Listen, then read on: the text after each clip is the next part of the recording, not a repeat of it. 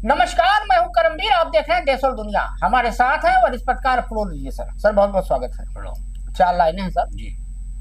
एक मूवी आई थी ओम प्रकाश जी की, चरणदास। जी। उसमें उन्होंने ये चार लाइनें कही थी कि क्यों किसी से वफा करे कोई, क्यों किसी से वफा करे कोई, दिल ना माने तो क्या करे कोई, और मुफलिसी में मिजाज शहाना, किस मर्ज की दवा करे कोई।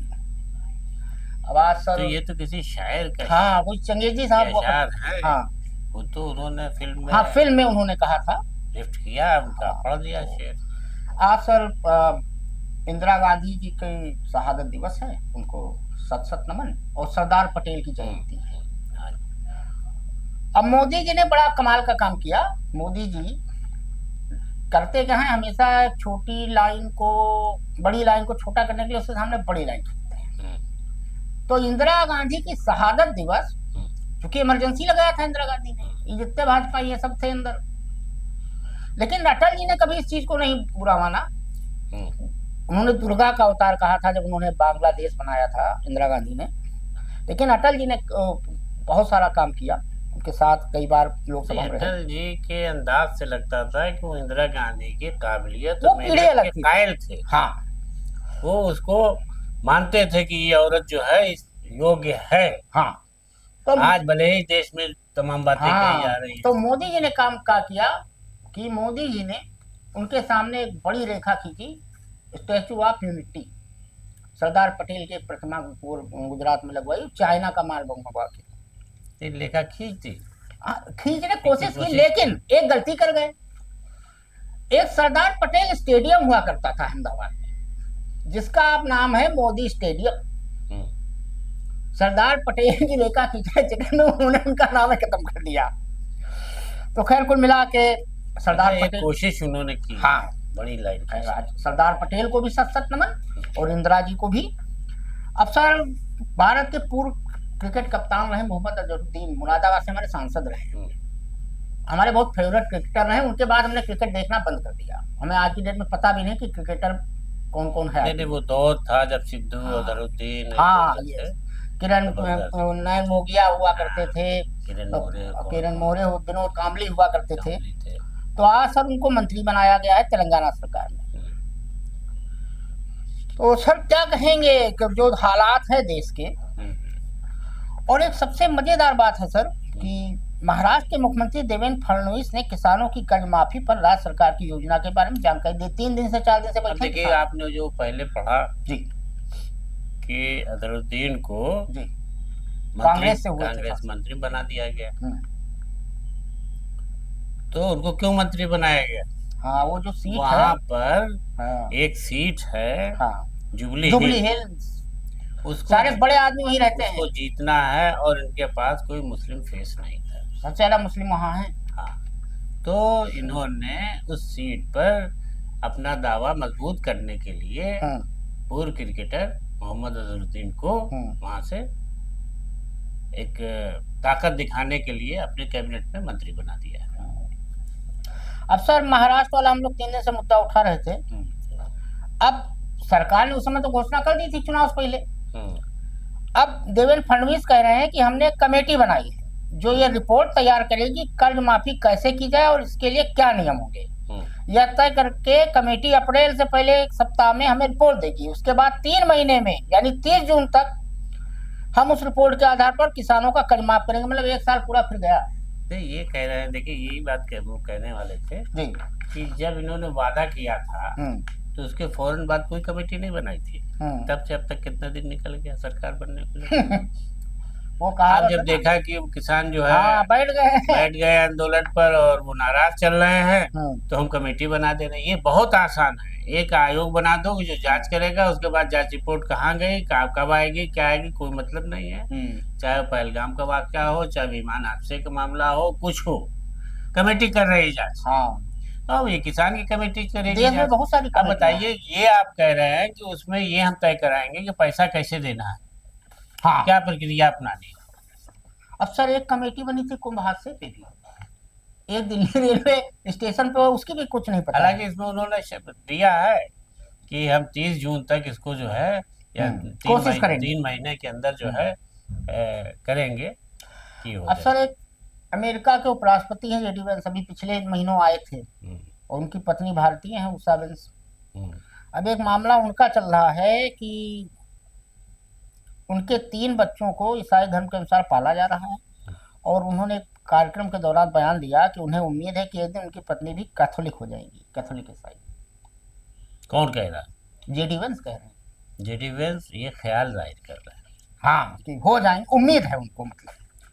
देखिए, जेडी वेंस साहब जो है, जो अमेरिका के अब उपराष्ट्रपति सनातनी हैं, कुछ नहीं बोल रहे हैं इस पे। हाँ, और जो यहाँ से उषा हाँ, उनकी पत्नी। वेंस हैं, उनकी जो पत्नी हैं, हाँ। जब पढ़ने गई थी तब मुलाकात इनकी हुई थी, हम्म। और दोनों ने शादी किया है। और जैसा कि खुद ये दोनों ने ही, मेरा ख्याल है, ये बात जाहिर की है हम्म। जब इनका सोशल मीडिया पर वो आया है, तो अपने इंटरव्यू में, अपने एक बयान में, हम्म। कि हम लोग इतने धार्मिक नहीं थे, हम्म। शादी कर लिए, इतने धार्मिक नहीं थे। हम्म। तो अब जब इनकी शादी ईसाई, वो भी कह रहे थे हम ईसाई नहीं थे, हम्म। मतलब ईसाई धर्म को मानते थे, लेकिन वहाँ बैप्टिज्म जो होता है वहाँ पर, कि पूरी हम्म। तरीके से आप जो है, जैसे होता है कि किसी धर्म के लिए आपको जो है गोत्र होता है और क्या होता है तय करना पड़ता है। हम्म। सनातन में और हमारे यहाँ भी मुसलमानों में जो कलमा है, हम्म। नमाज है, या हम्म। कोई ऐसी प्रक्रिया अपनाई जाती है जिससे लगे कि अब आप जो है हम्म। उस धर्म के हो गए। हम्म। तो कल मैं तो हो गया, और मेरे 3 बच्चे, हम्म।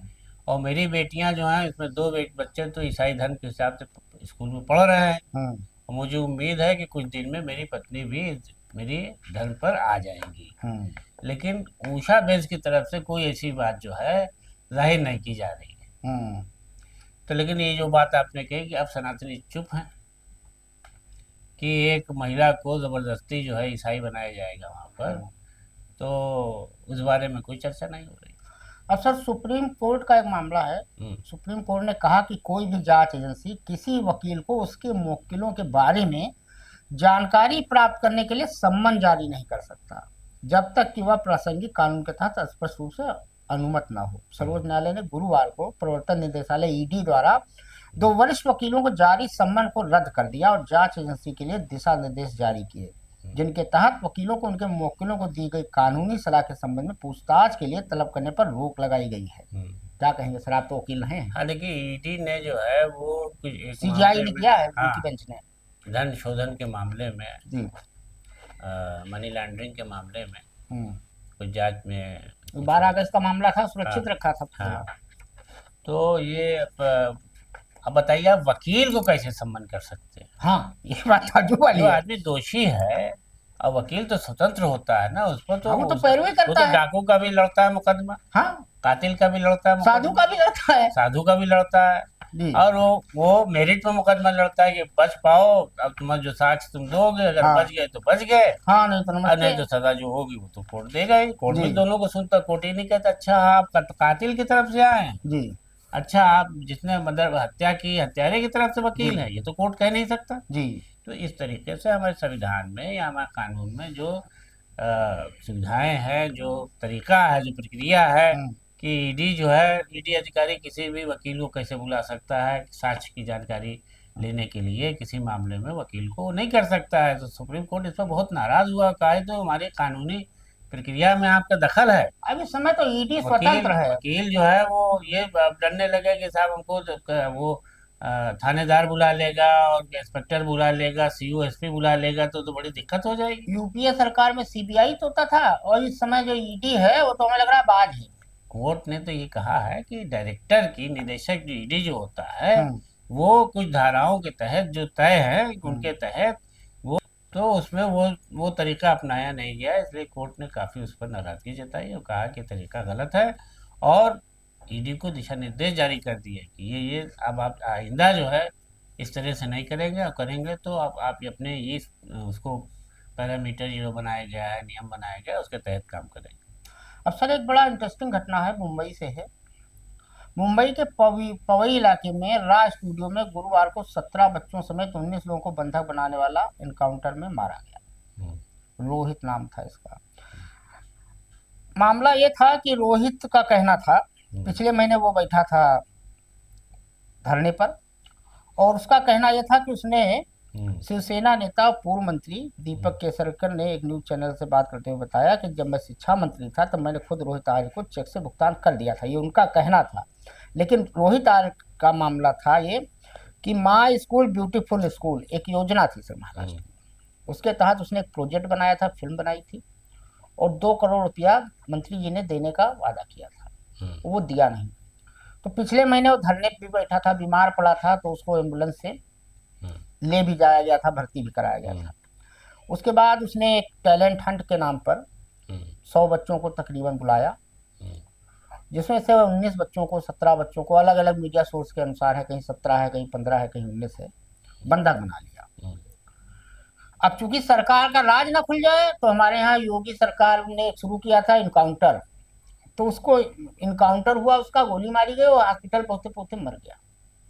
क्या कहेंगे सर? यही तो देखिए सवालिया निशान उठ गया कि उसने जो बंधक बनाया था तो उसका इरादा क्या था, सरकार को ब्लैकमेल करना। कि सरकार अगर ये चाहेगी, प्रशासन कहेगा कि बच्चों को छोड़ो तो मैं अपनी वो मांग रखूंगा, तरीका उसका गलत था।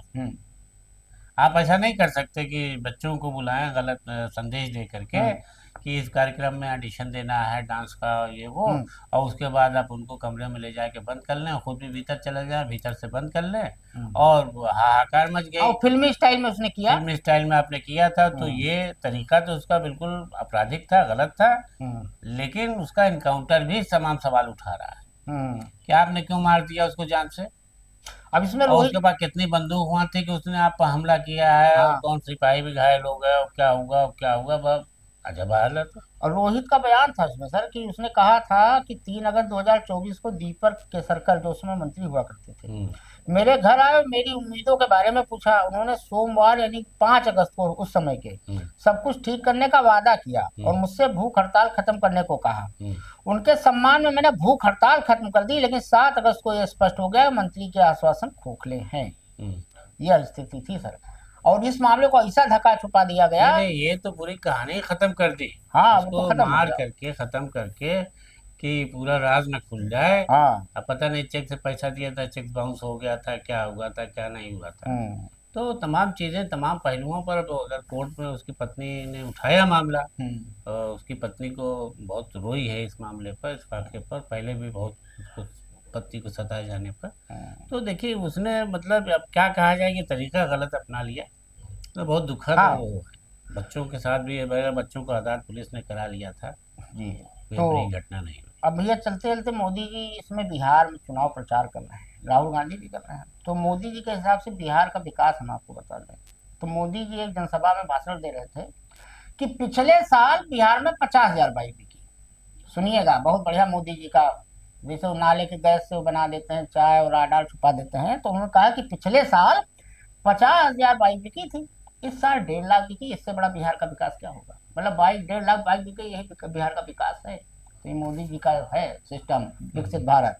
चलते चलते 2 लाइन सुन लीजिए कि क्यों ना बदलूं मैं तुम वही हो क्या, कि क्यों ना बदलूं मैं तुम वही हो क्या, चलो माना मैं गलत हूं तुम सही हो क्या। वाह वाह, आज के लिए इतना ही, धन्यवाद।